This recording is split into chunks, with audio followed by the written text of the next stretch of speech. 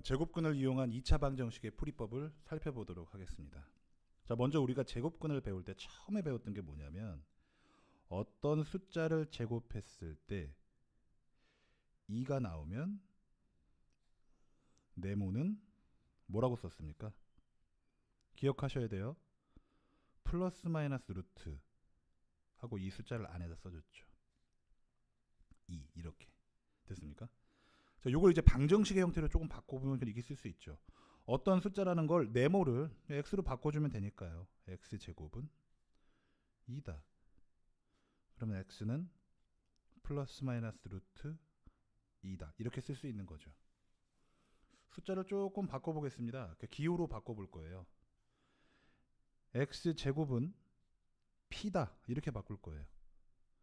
당연한 건데요. 이 p는 0보다 커야 돼요. 여기에 0보다 작은 숫자는 나올 수가 없죠. 마이너스는.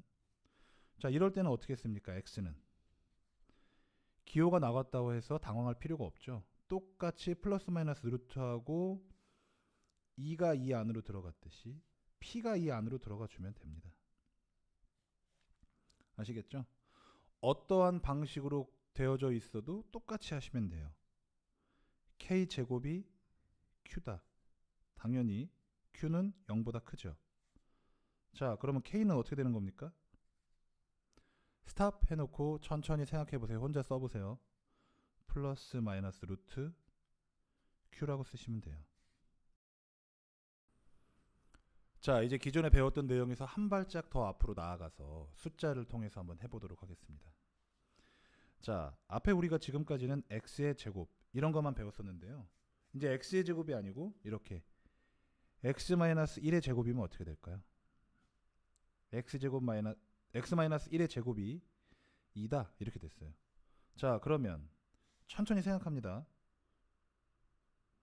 네모의 제곱이 2면 네모가 플러스 마이너스 루트 2였거든요. 그럼 이 상태에서 이 네모는 뭐가 되는 거예요? 요 x-1이 되는 거죠. x-1은 뭐가 되는 거예요? 플러스 마이너스 루트 2가 되는 거예요. 숫자 바꿔가면서 연습해 보셔야 됩니다. 아셨죠? 지금 똑같이 가고 있는 거예요. 네모는 1로 오고. 아시겠죠? 그러면 x-1이 루트 2일 수도 있고 x-1이 마이너스 루트 2일 수도 있다는 거죠. 그럼 이 상태에서 x는 루트 2 플러스 1이 되는 거고 이 상태에서 x는 마이너스 루트 2 플러스 1이 되는 거죠. 아시겠죠? 자, 문제를 직접 풀어보면서 확인을 해보도록 하겠습니다. 뭐 이거 간단하게 풀 수 있죠. x제곱이 5다. 그럼 x는 뭐죠? 플러스 마이너스 루트 5 이렇게 되는 거예요. 자, 요 x가 1로 온 거고 요 5가 이 안으로 들어간 거죠. 자, 그 다음 것도 마찬가지입니다. x 플러스 3이 플러스 마이너스 루트 5가 되는 거죠.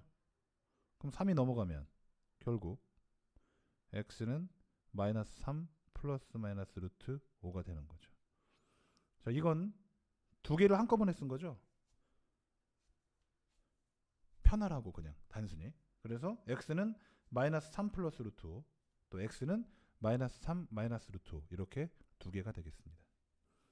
자, 그 다음 이것도 마찬가지예요. 우리가 원하는 게 몇 x제곱은 뭐다 이거거든요. 그래서 얘를 1로 넘기는 거예요. 그러면 16x제곱은 9다 이렇게 나오죠. 자, 그러면 16x제곱은 이렇게 쓸 수 있죠. 4x의 제곱은 9다. 맞습니까? 자, 그러면 그대로 쓰면 되는 거예요. 4x는 플러스 마이너스 루트 9라고 써야 되는데 플러스 마이너스 루트 9는 3이죠. 그럼 어떻게 쓸 수 있는 거냐면은 4x는 플러스 마이너스 3 이렇게 쓸 수 있네요. 맞죠? 근데 우리가 구하고 싶은 건 x잖아요. 그럼 양변을 뭘로 나눠주겠어요? 4로 나눠주겠죠. 4로. 그래서 x는 플러스 마이너스 4분의 3이 되는 겁니다. 자, 이것도 마찬가지예요.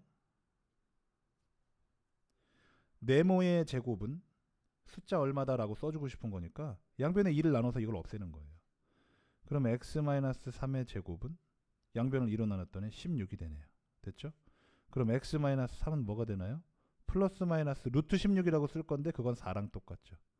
됐습니까? 자, 그러면 이제 넘겨주는 거죠. 그래서 결국 x는 3 플러스 마이너스 4. 그럼 계산해줘야 되죠. 3 더하기 4는 얼마예요? 7. 또는 3 빼기 4는 얼마예요? 마이너스 1. 이렇게 두 개 나오는 거죠. 자, 다음 문제인데요. 지금 계속 해주고 있는 것이 네모의 제곱은 숫자다 이런 게 꼴로 바꿔주는 거니까 요 마이너스 27을 이항하면은 3x 제곱이 27이 나오죠. 양변을 3으로 나누면 x 제곱이 얼마 나옵니까? 9 나오네요. 그럼 이건 뭐 바로 알 수 있죠. x는 플러스 마이너스 루트 9인데 루트 9가 3이니까 플러스 마이너스 3이라고 쓸 수 있겠네요. 자, 이것도 마찬가지입니다. 이건 뭐 다 정리가 돼 있죠.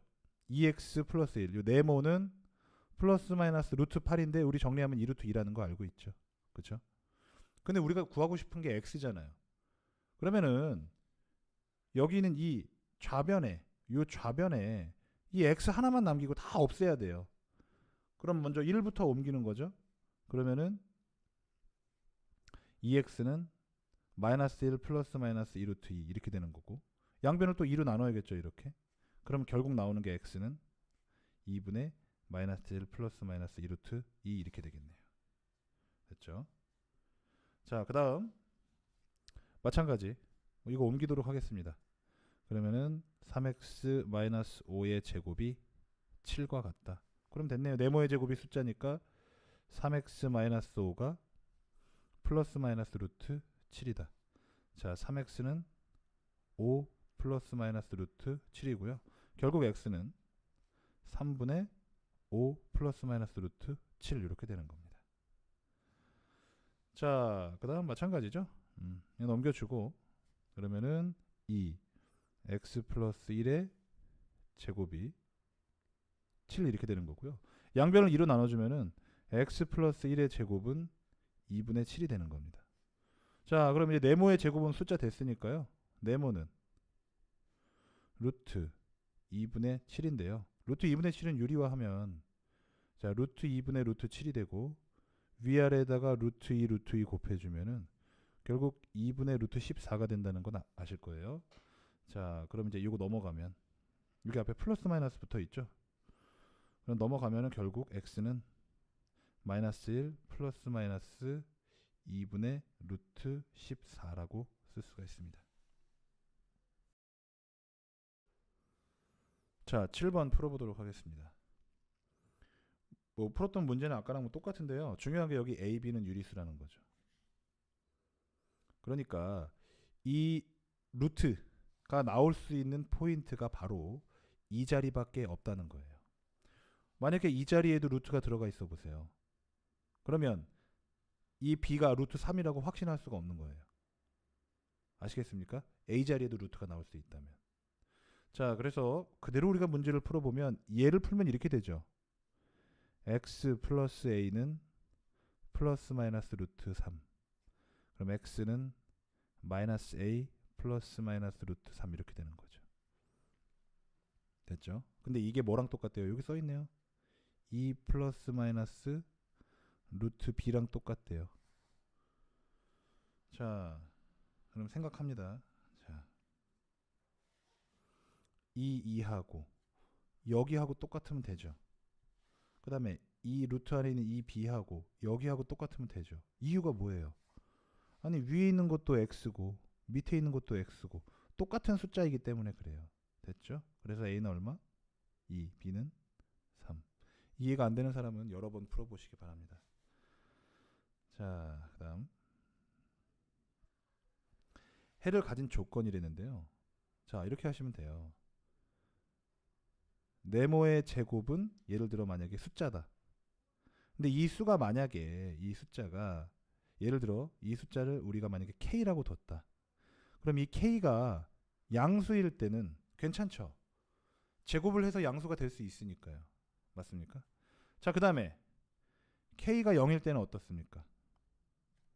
네모의 제곱이 0이에요. 그럼 네모는 뭐죠? 플러스 마이너스 루트 0. 맞죠? 그래서 0이에요. 0 하나밖에 없는 거예요. 근이 존재합니다. 방정식에 해가 존재하는 거예요. 자, 그런데 이 k가 만약에 음수라고 해봅시다.